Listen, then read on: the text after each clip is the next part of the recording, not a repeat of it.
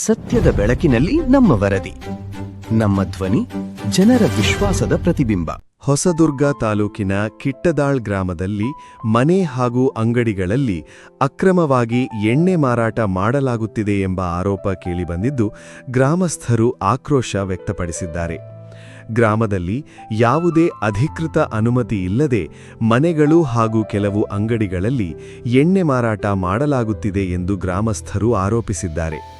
ಇದರಿಂದ ಗ್ರಾಮದಲ್ಲಿ ಕಾನೂನು ಸುವ್ಯವಸ್ಥೆ ಹಾಗೂ ಸಾರ್ವಜನಿಕ ಸುರಕ್ಷತೆ ಬಗ್ಗೆ ಆತಂಕ ಉಂಟಾಗಿದೆ ಎಂದು ತಿಳಿಸಿದ್ದಾರೆ.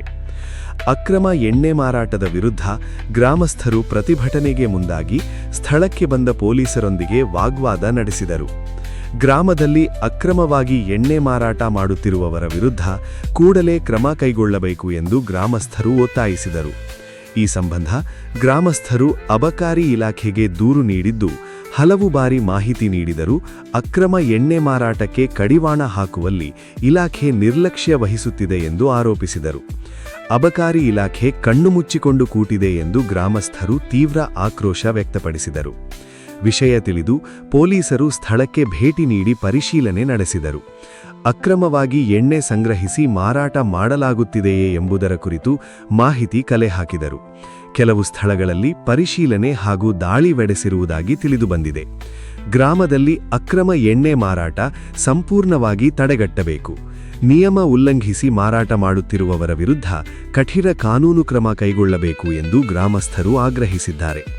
ಘಟನೆಗೆ ಸಂಬಂಧಿಸಿದಂತೆ ಪೊಲೀಸರು ಹಾಗೂ ಅಬಕಾರಿ ಇಲಾಖೆ ಮುಂದಿನ ಕ್ರಮ ಕೈಗೊಳ್ಳಬೇಕಿದ್ದು, ಆರೋಪಗಳು ತನಿಖೆಯಿಂದ ದೃಢಪಟ್ಟ ಬಳಿಕ ಸಂಬಂಧಪಟ್ಟವರ ವಿರುದ್ಧ ಕಾನೂನು ಕ್ರಮ ಜರುಗುವ ಸಾಧ್ಯತೆಯಿದೆ.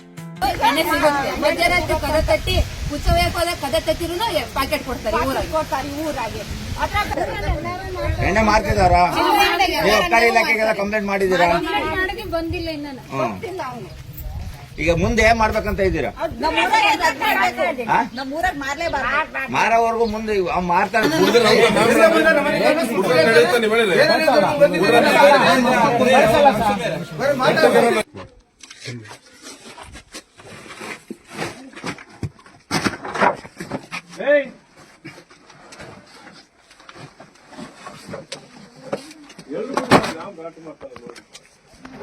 ಮಾಮ ಯಾರು ಮಾತಾಡ್ಕೊಡೋದು ಇಲ್ಲ ಸರ್. ಪ್ರಾಮಿಸ್ ಇಲ್ಲ ಸರ್, ಯಾರು ಬರಲ್ಲ. ಒಬ್ರು ಬಂದ್ರೆ ನಾವು ಜವಾಬ್ದಾರಿ ಸರ್. ಅದ್ರ ಕೆಲಸ ಮಾಡಕ್ ತೊಂದ್ರೆ ಆಯ್ತು ಸರ್.